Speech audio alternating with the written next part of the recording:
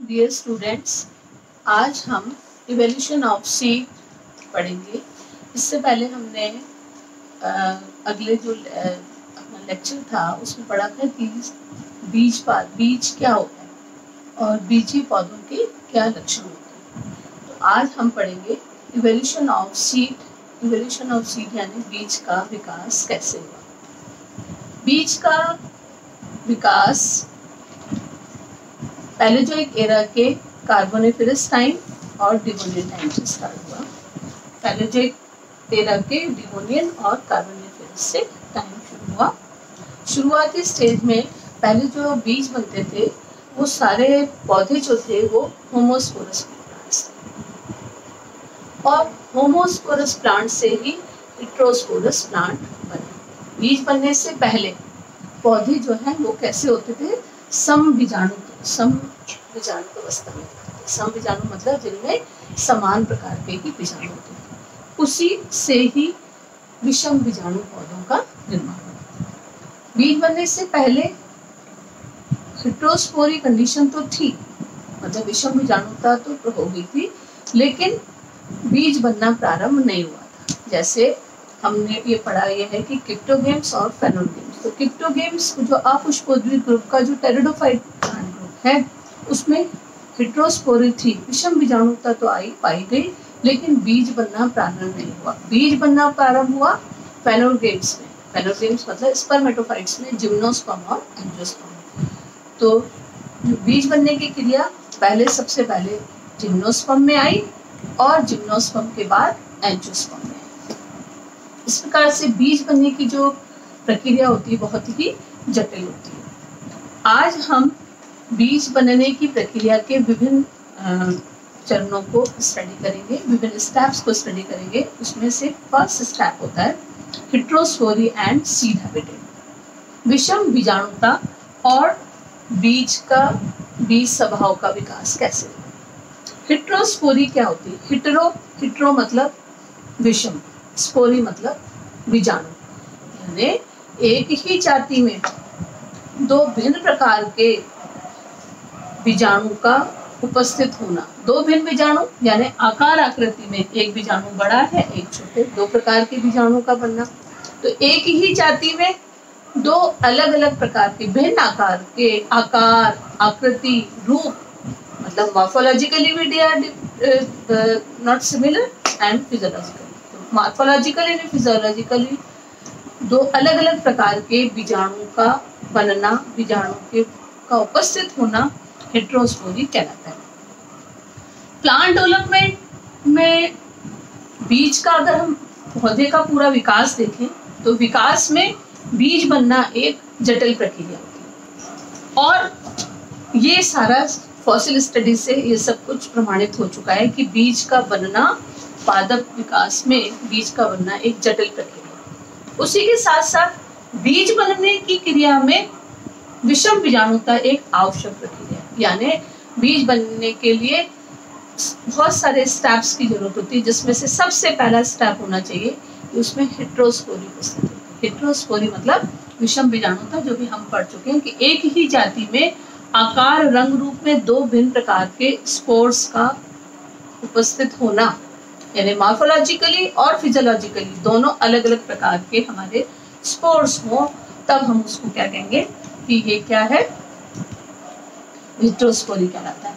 Heterospory में दो प्रकार के स्पोर्स होते हैं, माइक्रोस्पोर्स और मेगास्पोर। माइक्रोस्पोर्स मतलब लघु बीजाणु और मेगास्पोर मतलब गुरु बीजाणु। इन दोनों का जो ये जो स्पोर्स जो होते हैं जिस लीफ पर लगे रहते हैं उसको हम बीजाणु पर्ण कहते हैं। तो जो माइक्रोस्पोर जिस पर लगे होंगे उस पत्ती को माइक्रोस्पोरोफिल कहेंगे।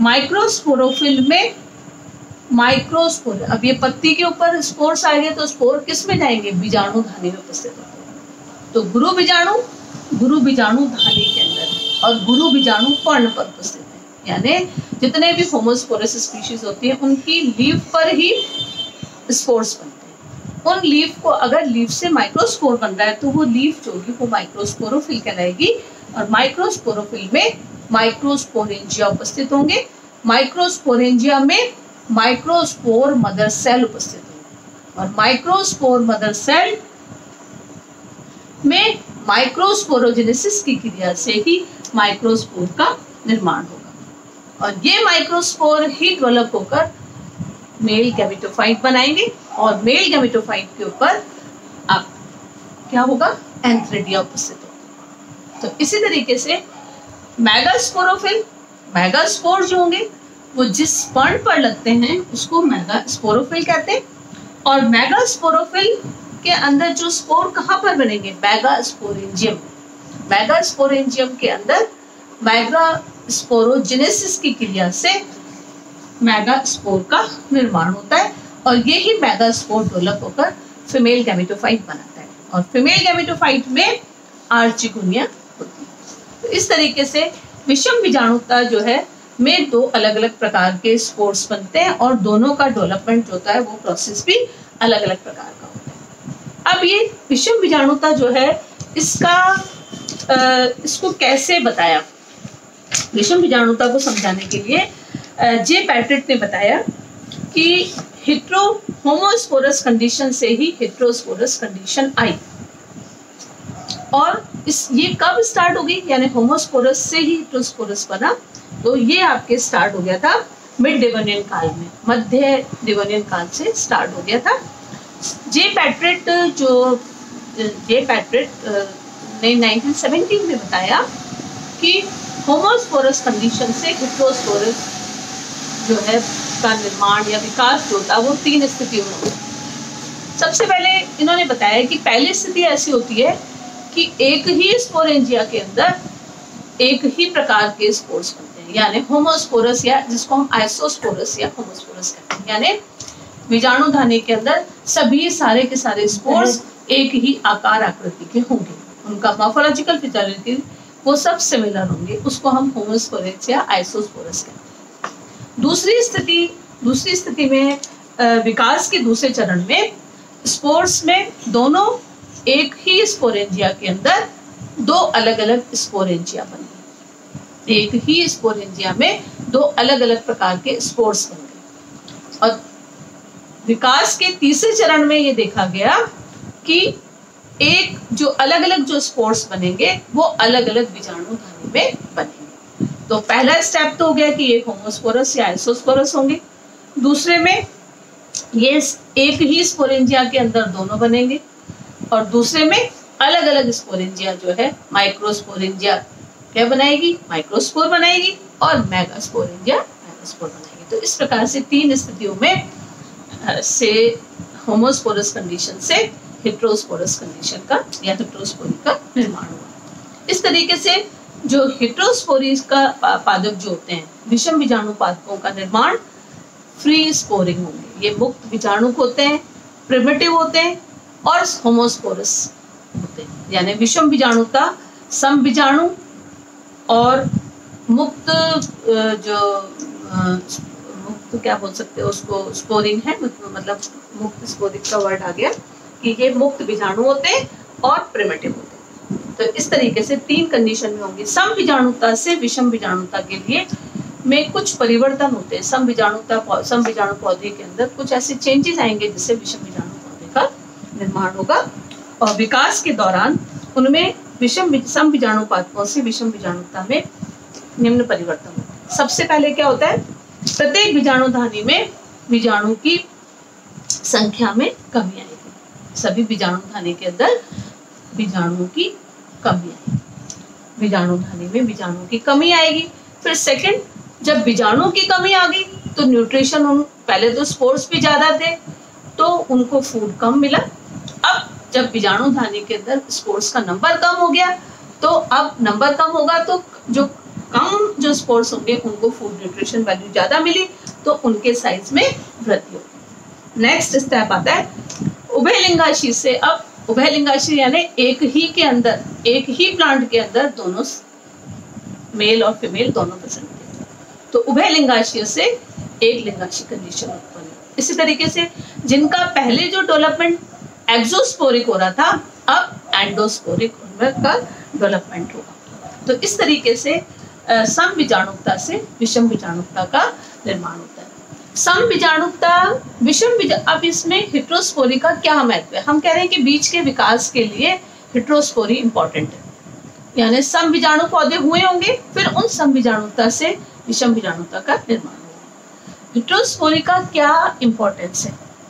हेटेरोस्पोरी का सबसे पहला फर्स्ट इंपॉर्टेंस ये है कि इससे लिंग का निर्धारण होता है, यानी प्लांट में हम बता सकते हैं कि either this plant is male और फीमेल। जबकि होमोस्पोरस प्लांट्स के अंदर उनके गैमेटोफाइट में जब एंथ्रिडिया और आर्चिगोनिया लगते हैं तब हम उसको कहते हैं कि ये पौधा कैसा है, इसका सेक्स डिटरमाइन तब होगा। जबकि हेटेरोस्पोरस प्लांट में स्पोरोफाइट पे ही माइक्रोस्पोरेंजिया देख के हम बता देंगे कि ये प्लांट मेल प्लांट है और मेगास्पोर है। तो स्पोर्स के आधार पर, स्पोरोफिटिक प्लांट में स्पोर्स के आधार पर हम बता सकते हैं, तो सेक्स डिटरमाइन इजीली होता है।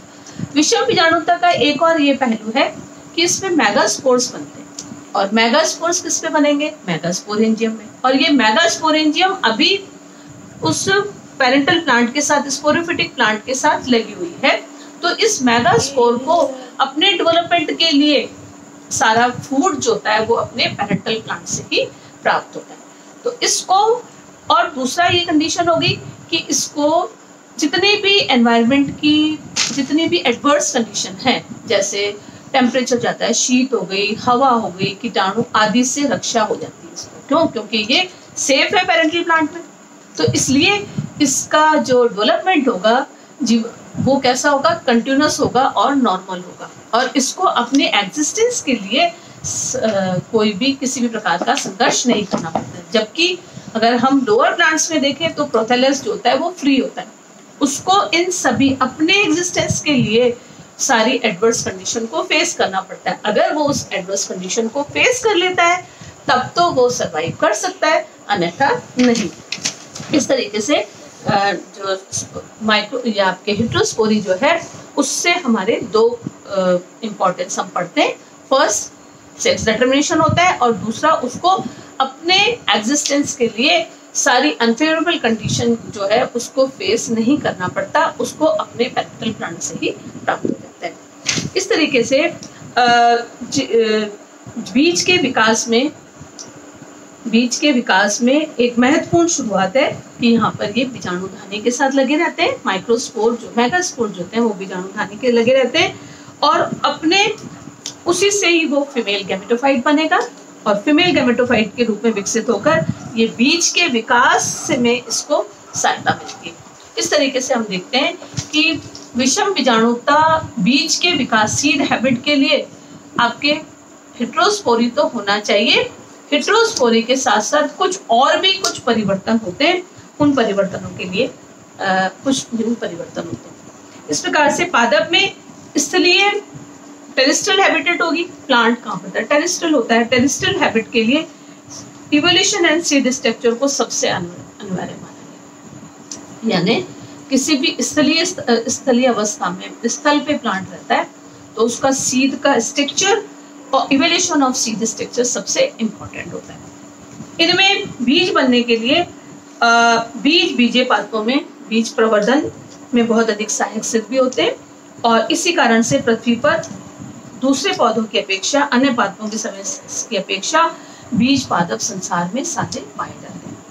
बीज बनने के लिए आवश्यक संरचनात्मक परिवर्तन होंगे, तो यानी हमको सबसे पहला है कि बीज बनने के लिए, जैसे हम कह रहे हैं कि टेरिडोफाइट में हेटेरोस्पोरी तो थी, लेकिन बीज बनने के लिए और क्या क्या परिवर्तन होने चाहिए थे, वो नहीं थे, इसलिए बीज टेरिडोफाइट में नहीं बना, वो जिम्नोस्पर्म में बना। तो बीज बनने के लिए कुछ संरचनात्मक परिवर्तन क्या क्या थे, उनको हम इन सीड हैबिट्स में पढ़ते हैं।